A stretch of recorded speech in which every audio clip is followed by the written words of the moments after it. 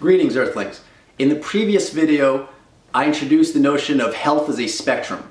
So I'm going to give a medical disclaimer here. I'm not a medical doctor, medical professional. Please do anything I say at your own risk. These are just some of my thoughts, some of my experiences and speculations.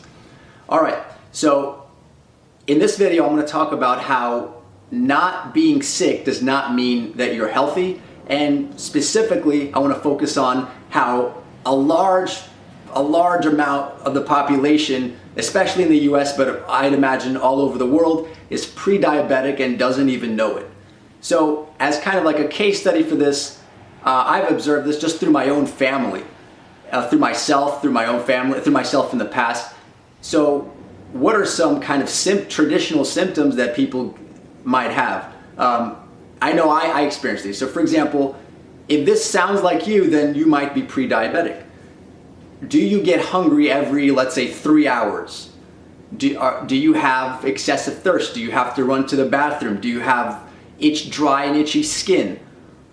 Like hunger and fatigue. So all of these things, do you have like a really kind of up and down energy? Like you can't, maybe you have trouble focusing for long periods of time. All of this stuff I feel affects all of us to some extent. Now, so if that sounds like you, yet you're going to the doctor and you're not diagnosed as being diabetic, you should not rejoice, because guess what? That probably means you're pre-diabetic. But I want to use the notion of health as a spectrum in my previous video. So let's say diabetes would be kind of like really bad, and that's all the way here with this is diabetes. Or let's actually flip it around. So let's say all the way to the right, you're going to be like really high would be like really bad. So diabetes would be all the way here, and the test does not show that you have diabetes, but maybe you're like right over here, so that it just wasn't sensitive enough to pick it up. So bottom line is, if you're having some things that bother you at all, like you got to listen to your body. So, I used to be what's called, I'm sure a lot of you know, hungry and angry. If I didn't eat every 3 hours, maybe it's 4 hours, whatever, but I would especially if I worked out, if I didn't eat right away, I would become a terrible person. Now that's not normal. And I realized how not normal it was, how abnormal it was when I tried different diets and I improved my diets. For example, I tried, let's say, the ketogenic diet or other things. So what's going on here? What are kind of two good ways to get yourself to be pre-diabetic? So the first way is to do what many people do, which is eat a lot of sugar and carbs. That includes bread, pasta, cookies, candies, cereal, I'm not even soda, anything with sugar and carbs, especially things that aren't natural whole foods. So cakes, donuts, all that kind of stuff. So if you're, or even like a traditional cuisine, if you're eating a lot of, just pasta, stuff like rice, pasta, that stuff, again, in my opinion, not great for you. Or at least in the doses and the ways that we eat them. So there are nuances to it. So I don't want to get into those nuances here. But the diet that many people have in terms of sugar and carbs, just as a kind of general idea. So we can talk about the finer points.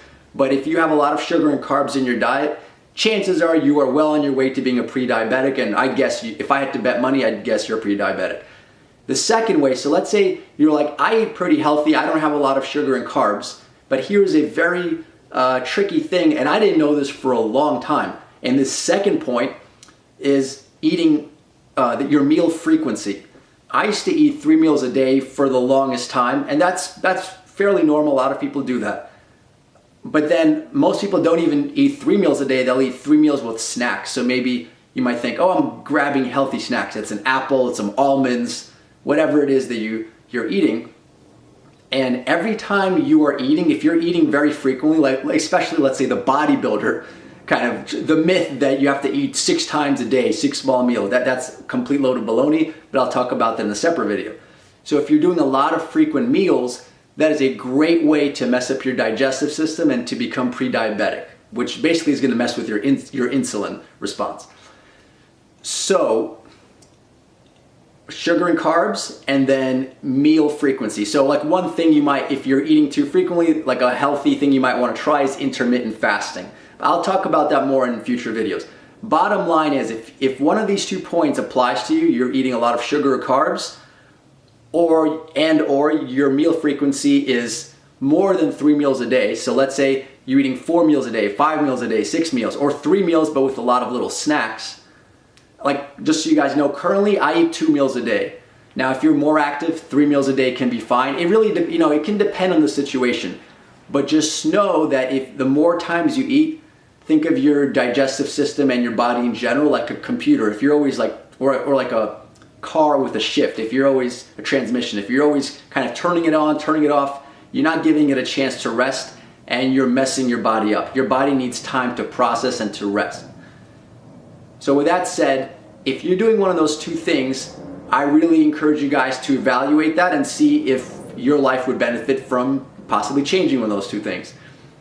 And chances are you're pre-diabetic. So again, just because your doctor or the blood test doesn't diagnose you as being pre-diabetic, or doesn't mean you're not on your way there. So because, like I said in the previous video, health is a spectrum, maybe the official pre-diabetic or diabetic diagnosis is over here, but you're like right over here. So in a month or 2 months, if you continue your trajectory, you just may get there.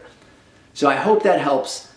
I don't want to, scare you guys, but it's good to have things on your radar. So just because you are currently not experiencing serious problems, you don't want to wait till your little discomfort, like, oh, I feel a little hungry every 3 hours, or I have to run to the bathroom 3 times a night, or I have to run to the bathroom frequently. Stuff like that. If you ignore those symptoms, they can grow. So we want to solve problems, attack things when they're small. These are little signs and symptoms. So don't ignore things when they're just bothering you a little bit. See you guys in the next video.